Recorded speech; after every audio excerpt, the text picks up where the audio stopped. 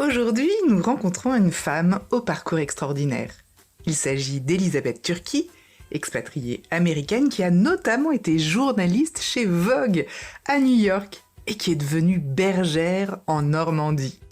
Nous avons eu envie de lui faire raconter cette reconversion inattendue, inédite, faite de boue, de patience, de nuits blanches, mais aussi de grâce et de beauté.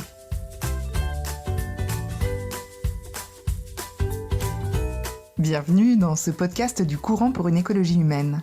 Vous trouverez ici des initiatives et des réflexions qui visent à construire un monde plus bienveillant et solidaire.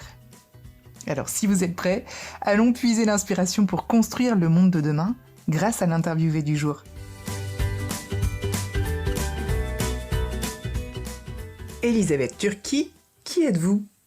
Je suis une femme d'origine américaine qui s'est installée en France par amour pour mon mari.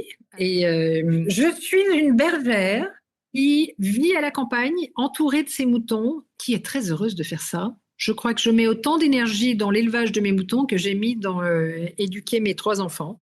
Vous avez donc adopté définitivement ce métier de bergère ? Je me considère comme une bergère un peu amateur.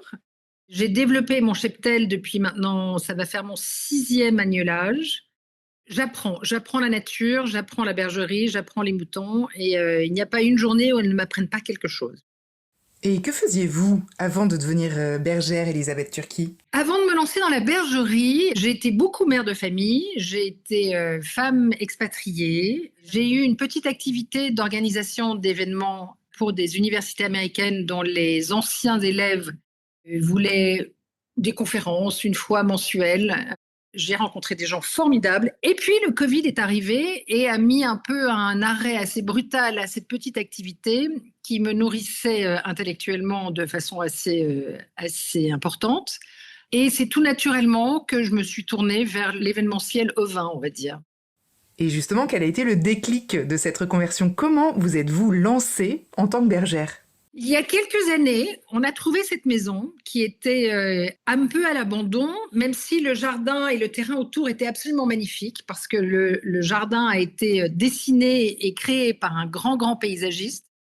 L'ancien propriétaire s'est donné entièrement à faire de cette ancienne ferme, en fait, un espèce de havre de paix avec une très jolie pâture devant qui est séparée de la maison parce que les Anglais appellent un aha. C'est un fossé où il n'y a pas de barrière et on peut voir les animaux. Donc de la maison, on a toujours l'œil sur la pâture et elle était très vide. On voyait juste le vert, les arbres, les pommiers au loin. Alors c'est très beau, mais c'était un peu vide, il manquait un peu de vie. Surtout, ce qu'il y avait, il y avait beaucoup de doches. Ce sont des grandes plantes qui s'appellent des rumex, c'est le terme scientifique. Et j'ai commencé à prendre très personnellement cette invasion de mauvaises herbes qui était vraiment très vilaine. C'est vraiment très moche. Et donc, mon jardinier de Guerlas m'a dit, vous savez, on n'est pas obligé de continuer à broyer, madame. À chaque fois que je broie, je vous facture. J'ai dit, oui, j'ai bien vu. Il m'a dit, en revanche, je peux vous mettre des moutons. Quelle belle affaire. Oui, mettons des moutons. Et il m'a mis 6 brebis sur le champ qui ont nettoyé. Alors tout d'un coup, j'ai eu une pâture absolument magnifique et je me suis pris d'affection pour ces brebis. Et le jardinier m'a dit, je les vends, je ne veux plus m'en occuper, je déménage, je quitte votre village, je vais les envoyer à l'abattoir. Je lui ai dit, non mais vous êtes fou, vous n'allez pas les envoyer à l'abattoir. Et lui, sentant un peu l'affaire, m'a dit, mais est-ce que ça vous intéresse ? Et en fait, ça a été un énorme souvenir pour moi, parce que petite, j'allais beaucoup chez ma marraine en Angleterre, qui avait 600 moutons dans le nord de l'Angleterre, à côté du mur d'Adrien, donc tout au nord. Et elle avait une vie que moi, je pensais idyllique. Bon, c'est sûr que j'y étais pas l'hiver quand 600 brebis se mettent à annuler, mais je me suis dit, voilà, je vais tenter ma chance. Et la 2e année, il m'a dit, mais si ça vous amuse, parce que vous avez l'air d'y prendre goût, je peux vous prêter un bélier. Et c'est là la plus jolie phrase qu'on m'ait fait sur les moutons. Et il m'a dit, vous verrez, madame, il n'y a rien à faire. Ce qui est juste absolument pas vrai. Il y a beaucoup à faire. Voilà, donc c'est comme ça que j'ai commencé. Où est-ce que vous pratiquez ce nouveau métier ? Je suis en Normandie, entre Lisieux et Pont-l'Évêque. J'ai commencé à avoir mes premières brebis en 2019, donc l'année avant le Covid. Donc j'ai eu une année pleine, sans agneaux. Et en fait, le gros de mon travail de bergère a commencé l'année du Covid. Donc avec le premier confinement, j'ai eu mon premier agnelage. Et ça a été absolument magique parce que tout le monde était là, les enfants étaient là, on avait des amis des enfants qui étaient venus se confiner avec nous. Et moi, j'avais toute cette main-d'œuvre avec moi. On a pu apprendre ensemble. C'était fantastique. Donc ça, c'était mon premier agnolage, remonte à sortie de l'hiver 2020. Comment vivez-vous de votre troupeau? Une fois qu'on a un troupeau, très vite se pose la question de que doit-on faire avec le produit, parce que ça reste une production. J'ai été assez naïve de croire que j'allais pouvoir tout de suite exploiter la laine. Assez rapidement, on a été bien obligé d'envisager la viande. Je ne suis pas végétarienne, mais c'est vrai que pendant 3 ans, j'ai arrêté de manger de l'agneau, ça c'est sûr, parce que ça me faisait trop mal. Et puis après, on a mis en place un système où on a fait un peu de vente directe. C'est très compliqué la vente directe. Donc on travaille avec un grossiste et on a vendu à un jeune restaurateur parisien qui a quitté Paris pour faire du locavore, c'est-à-dire qu'il voulait trouver des producteurs de viande, de lait, de légumes qui n'étaient pas à plus de 30-45 minutes de son restaurant. Donc on a travaillé avec bonheur avec lui. Et la laine, je suis en train de monter une association avec une autre bergère qui est à Falaise pour essayer de valoriser ce qui s'appelle de la laine paysanne. Ça gratte un peu, mais elle est très imperméable, elle est très belle. Et donc, nous sommes en train de monter une association pour essayer d'aider les autres bergers dans la région qui ont de la laine, qui n'ont pas le droit de la brûler, qui n'ont pas le droit de la jeter. C'est une matière première qui est absolument magnifique et il faut absolument qu'on arrive à l'exploiter correctement. Comment est-ce qu'on apprend à devenir bergère? On apprend à devenir bergère en demandant de l'aide, en faisant des petites formations assez informelles à droite à gauche, et surtout en étant très humble. J'ai eu un réseau de femmes autour de moi qui m'a énormément aidée, qui a accepté de passer une journée à me dire, voilà, il faut faire comme ça. La première saison d'agnelage, je l'ai fait seule. Heureusement, j'avais parlé avec une vétérinaire, une voisine qui était venue nous dépanner pour une brebis. Elle était venue me faire un petit coaching rapide. Elle a eu ce très joli geste. Elle m'a dit, en fait, les femmes, on est privilégiées par rapport à l'agnelage des brebis parce qu'on a des attaches plus fines. Et donc, elle avait ce geste comme ça de dire, on peut les aider. Et heureusement, parce que le premier agnelage, j'entends le son d'un agneau, mais je ne vois pas d'agneau. Je me dis, qu'est-ce qui se passe? Il y en a une qui a dû agneler pendant mon absence. J'entends l'agneau, je ne le vois pas. Qu'est-ce qui se passe? Et en fait, il y avait un trou de blaireau à côté de la bergerie. C'était avant que je sache qu'il fallait fermer entièrement parce que l'agneau, dès qu'il naît, il est debout, il bouge, il fait plein de bêtises. Et il était sorti de la bergerie, et il était allé s'enfoncer dans un trou de blaireau et il m'appelait à l'aide. Donc, il a fallu que je fasse ce geste d'agnelage dans la terre. Je l'ai mené à la vie, je l'ai sorti de la terre. C'était incroyable comme expérience. Donc ça, c'était mon premier agnelage. Ensuite, je me suis dit, il faut quand même que je me forme. Donc, j'ai fait 2 journées de formation avec 2 bergères qui elles-mêmes aussi avaient été dans des situations où elles n'avaient pas été formées professionnellement, elles n'avaient pas fait une formation à la ruralité ou à l'agriculture. Eh bien, elles ont accepté de me transmettre ce qu'il m'a fallu pour au moins me lancer dans une 2e saison d'agnelage avec le bon matériel, avec des cases d'agnelage, parce qu'une fois que la brebis met bas, c'est mieux si elle a des jumeaux de les mettre ensemble pour que le lien se crée. Enfin, elles m'ont appris plein de choses, ces femmes. Et surtout, on a fait une rencontre exceptionnelle avec un jeune vétérinaire rural qui est à 10 minutes d'ici, qui a trouvé l'aventure assez sympathique. Il s'est dit, qu'est-ce que cette Américaine vient faire dans nos campagnes à élever du mouton alors qu'en Normandie, ils font beaucoup de vaches. Je sais que je peux l'appeler. Il est déjà venu toute la nuit, toutes les 2 heures pour une brebis qui faisait une éclampsie. Et il m'apprend plein de choses. On a beaucoup de chance, en fait. Mais il faut savoir demander de l'aide et il faut savoir poser les questions. Il faut savoir accepter que parfois ça se passe mal et parfois ça se passe très très bien. Voilà. C'est très empirique, hein. Il faut apprendre en faisant. Et si j'ai un doute, j'appelle.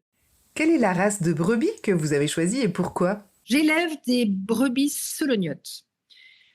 Il y a une association des brebis solognotes.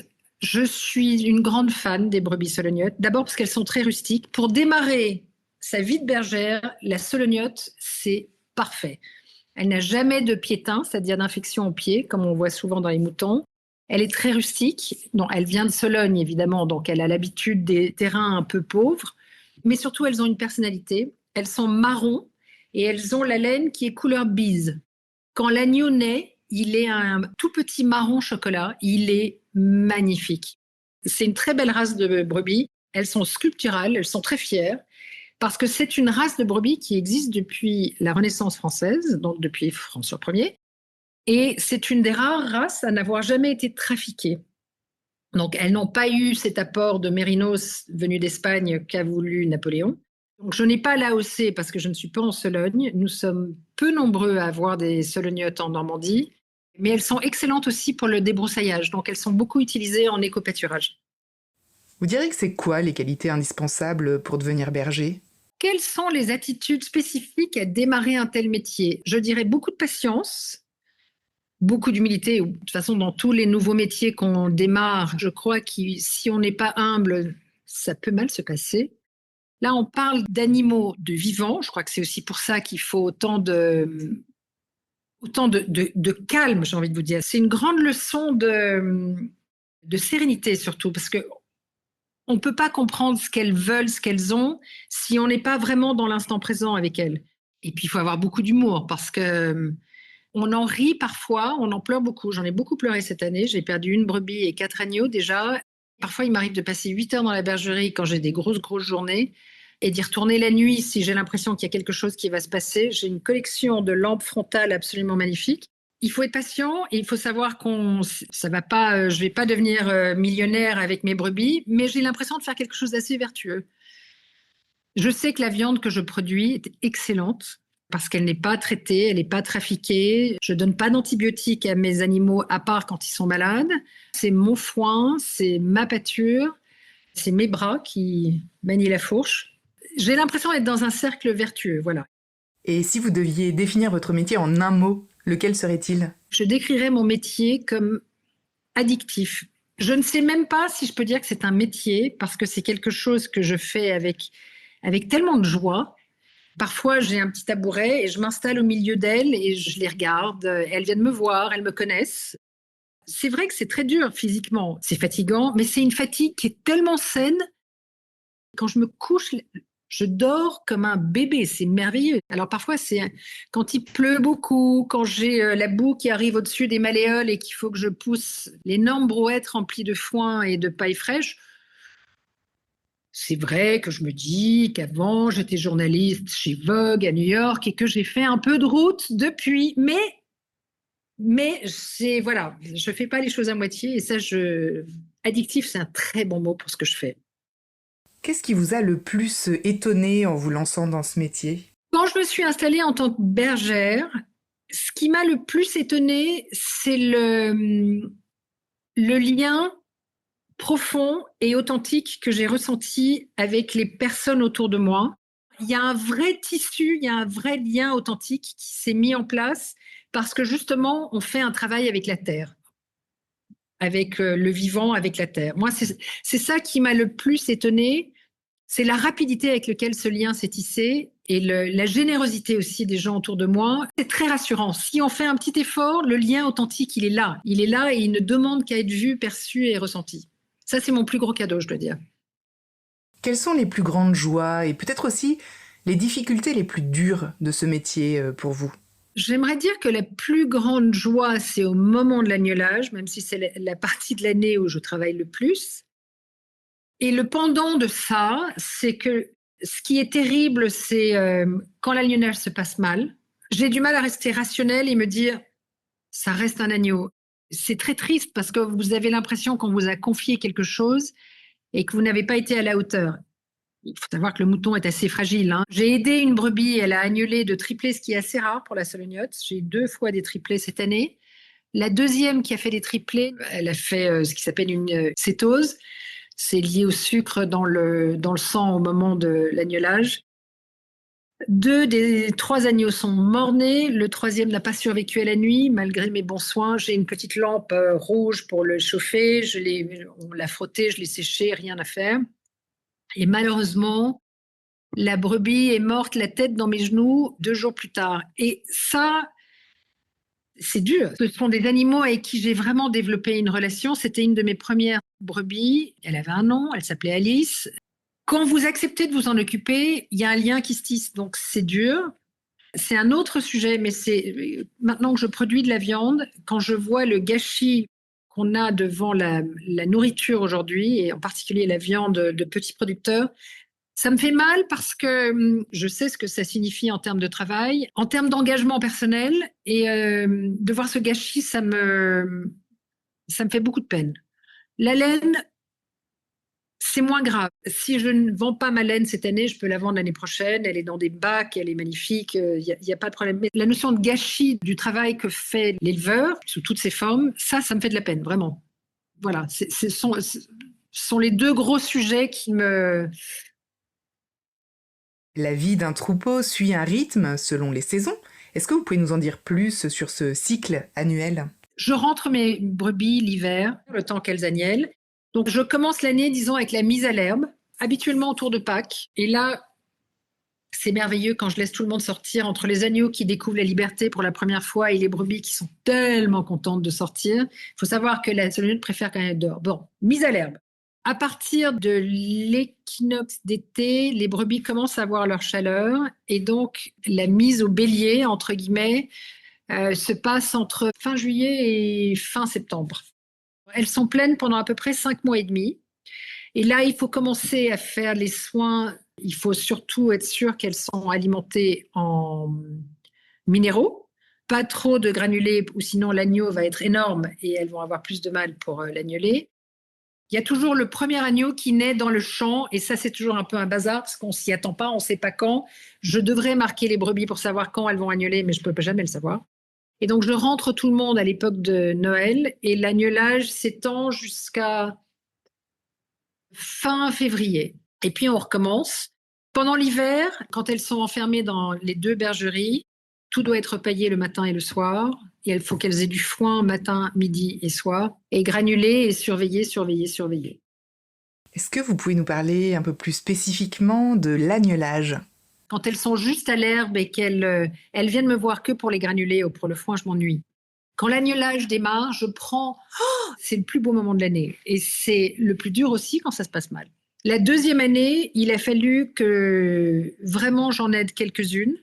Alors, c'est très physique. Il faut savoir qu'une brebis, quand elle commence à agneler, il faut compter 2 heures. Si ça dure plus de 2 heures, c'est qu'il y a un problème et il faut soit l'aider, et ça j'arrive à le faire maintenant, soit appeler un vétérinaire si vraiment ça se passe mal. La brebis pleine, très très pleine, elle est énorme. Et là, on commence à voir le dos qui se creuse, la mamelle commence à être très très pleine de lait. Souvent, elle vient me voir et elle met sa tête sur mes genoux et elle me dit « Faites que ça cesse, s'il vous plaît ». Et une fois qu'elle commence, elle a des très fortes contractions. Mais parfois, l'agneau peut naître avec une patte comme ça et une patte coincée. Donc là, j'ai appris. C'est un des rares animaux chez qui on peut dire « hop, stop, on arrête ». Déjà, j'ai mon gant qui va jusqu'à l'épaule. Et là, on repousse l'agneau à l'intérieur, on prend les 2 pattes et on prend la tête et on tire en fonction des contractions. Souvent, il y en a 2, rarement 3. Et ce qui est merveilleux à chaque fois, c'est d'abord la chaleur qu'on ressent, parce que c'est vraiment, on l'a fait à 2 et la brebis est absolument ravie quand j'ai pu l'aider. Et c'est surtout de voir l'élan vital de ces agneaux qui est juste incroyable, parce qu'ils naissent sur de la paille. Et tout de suite, dès qu'ils peuvent, ils se lèvent, ils essayent de se mettre debout sur des toutes petites pattes, toutes fines, c'est incroyable. Non, c'est vraiment une belle expérience, c'est magique. Une fois qu'ils sont nés, je les mets dans ce qui s'appelle une case d'agnelage. Alors, pour des agneaux jumeaux, je fais une case de 2 mètres carrés. Pour une mère seule avec son agneau, je fais 1 mètre carré. Et là, ça lui permet de se reposer. Ça me permet aussi de surveiller les agneaux. Et elles restent en case d'agnelage entre 4 et 6 jours en fonction du lien qu'elles établissent avec les agneaux. Quel lien arrive-t-on à créer avec ces animaux? Il faut savoir que les brebis ont une personnalité aussi, hein. J'en ai racheté un lot de 4 qui ne me connaissaient pas. Elles ont eu du mal avec moi. Mais celles qui sont nées chez moi me connaissent bien. Je suis très, très proche des agnelles que j'ai élevées au biberon. Ça, elles ont un peu de mal à comprendre qu'elles ne sont pas mes enfants, mais qu'elles sont elles sont des moutons. Et celles qui n'ont pas de personnalité n'ont pas de prénom. La première année, on a donné des prénoms aux agneaux. C'était une énorme erreur. Ça, il ne fallait pas faire. Quand ils sont partis, ça a été un peu difficile d'expliquer aux enfants où ils étaient partis. Mais bon. Diriez-vous que ce nouveau métier vous a transformé d'une manière ou d'une autre? Ce nouveau métier a énormément changé mon rapport à la ruralité. Je considère que je ne suis plus dans une démarche clientéliste par rapport à la campagne. Je comprends beaucoup plus sur mon pays d'adoption. Je comprends aussi ce rapport qu'ont les Français avec leur terroir. Ça m'a apaisée. En fait, j'ai toujours un peu cherché mes racines parce que je suis quand même loin de mon pays et ça m'a enracinée ici. Ça m'a donné le sentiment d'appartenir quelque part, de faire partie de quelque chose qui est plus grand que moi. Je donne autant que je reçois et ça me fait du bien à l'âme. Écoute, votre rapport à la nature a-t-il évolué depuis que vous êtes bergère? Mon rapport à la nature a énormément évolué avec ce nouveau métier. Il m'est arrivé souvent d'être en fin de journée en train de repailler. J'avais la fourche à la main. Le soleil était en train de se coucher et j'ai entendu le clocher du village au loin. C'était un moment de grâce inouï et c'est dans ces moments-là qu'on se dit « Oh, qu'est-ce que j'ai de la chance !» Et c'est pas très grave si j'ai les pieds dans la boue et la beauté autour de moi, j'ai besoin de beauté. Et la beauté peut pas être que en surface. Il faut aussi, il faut avoir les cales dans les mains, parfois, je trouve, pour la ressentir. Parfois, je sens comme un espèce de fil qui me lie à toutes ces générations et ces générations et ces générations d'éleveurs avant moi. S'inscrire dans cette espèce de chose ancestrale qui sera toujours là, et même la brebis a été élevée pour faire des agneaux.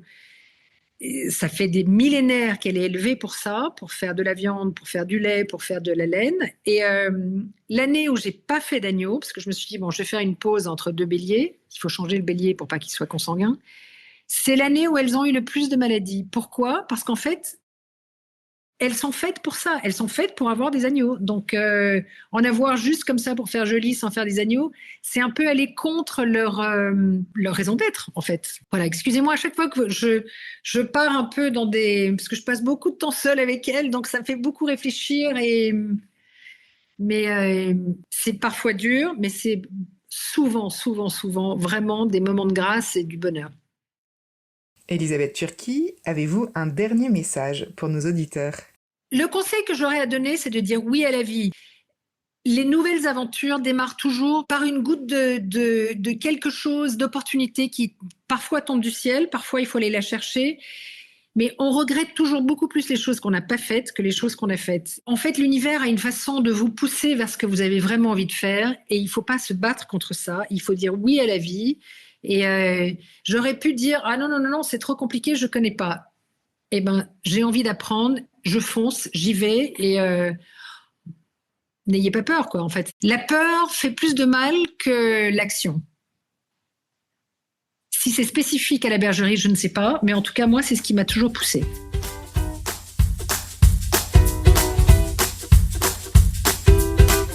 Un grand merci, Elisabeth Turki, de nous rappeler qu'il faut dire oui à la vie. Ça peut paraître un peu banal dit comme ça, mais en réalité, c'est très exigeant au quotidien. Et votre exemple nous montre en quoi ça peut être complètement transformant. Merci infiniment.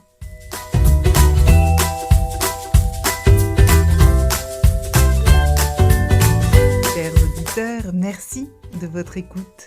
Si vous avez apprécié cet épisode, n'hésitez vraiment pas à le partager autour de vous. Pour suivre nos actus ou vous abonner à notre newsletter, on vous donne rendez-vous sur www.ecologihumaine.eu. À très bientôt donc.